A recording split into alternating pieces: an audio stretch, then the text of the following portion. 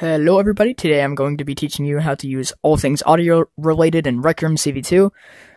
So kind of like SFX and sample audios and how to play it and all the other Cv2 stuff that comes along with it. Let's go. Alright, so first things you're gonna need is a button to execute like just anything in general. So first off, we're gonna start with the X constant.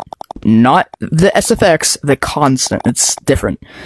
So you can there's way more audio than that, but it's a little bit more complicated. It's got like original sounds. It's got a bunch more stuff. You can change the volume to make it quieter and stuff. And then there's playback speed, shift, and variation. So this is the same thing as that, basically, the music, except it's just got Recroom original music. Oh, I have it turned off. Here, let me turn that on real fast so y'all can hear. But basically, it's just got all the music and stuff like that. So it's pretty much just like a boombox. Then there's ambience, which is kind of the same. It's got crickets, like a crowd cheering, device fan, and just a bunch of good ambience to use for your games. Sample audio. This is good for recording song audios using a soundboard or stuff in general. So what you're going to want to do is, here, let me exit out. Edit a sample, and then you can record your, whatever you're going to say. So I'm going to say something right here real fast. This is a test for a YouTube video, blah, blah, blah, blah, blah, stuff.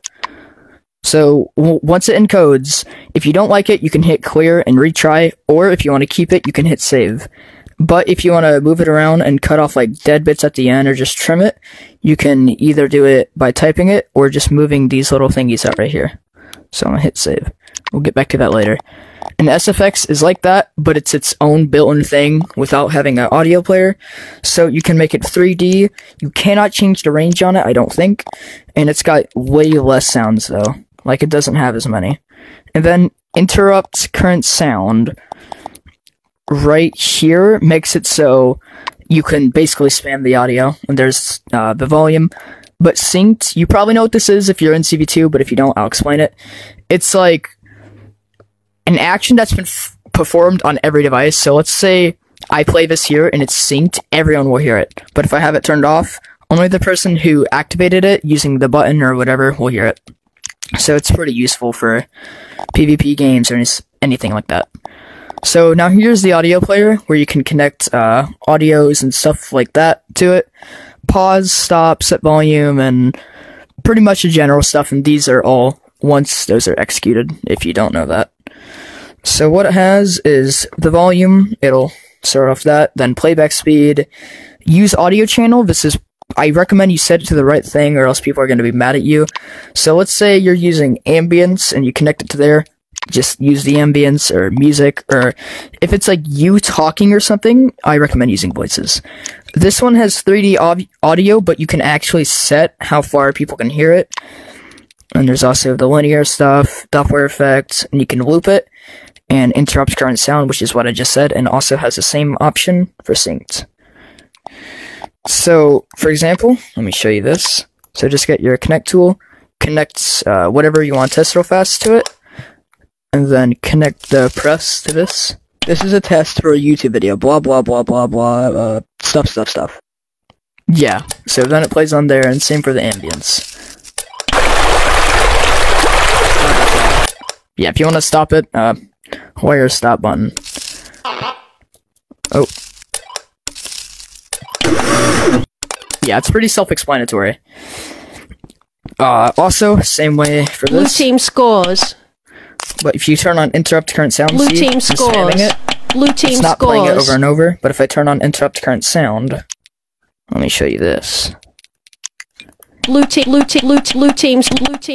You can spam it. So now I'm going to show you the additional stuff for this. Let's go. Alright, so here is all the additional, not, like, just the normal Cv2 stuff for it. So for the audio player, here, let me bring it over, just as an example.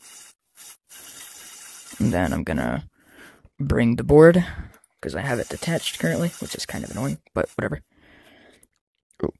So audio player pause, instead of having to do it on there, you can do it like externally, like this, and then just do it from there. Same way with the get length, you would do that, you would have it on like a audio like that or something, and it gets the length, and it puts it into a float. Audio player get audio, it gets the audio off of it, or the last one that was kind of played. Audio get max roll-off distance, it gets the, roll-off distance off of it that you have set. And then this one checks if it's playing into a bool, and it's not, which it'll say false. This one gets the speed into a float, get timestamp, which is 0, because it's not playing. And then get volume, which gets the volume, SFX stop, which is for this, and it'll use the same way with the circuit board right here. And then if you wire the target, you can stop whatever's playing. SFX set volume, it just sets the volume of it. SFX play, it plays it once you have the target wired. And then this gets the volume, same way if you have it connected. And then this gets if it's playing, same thing as that. And then audio player play, this one plays, or it's audio, yeah. That one is kind of like an audio player, but it's different. Just have to have that wired in the audio there. And then this sets the max roll-off distance. You have to, wire the target. And then this sets the speed, this sets the timestamp, this sets the volume, this has it stop. And then this one is a little bit more complicated. You have to have an audio connected to it, and then have like a vector connected to it on a position, and then if you play this, it'll play at that position without having to have an audio player. So it's pretty easy. Also, there is one more thing. I can't remember what it is called.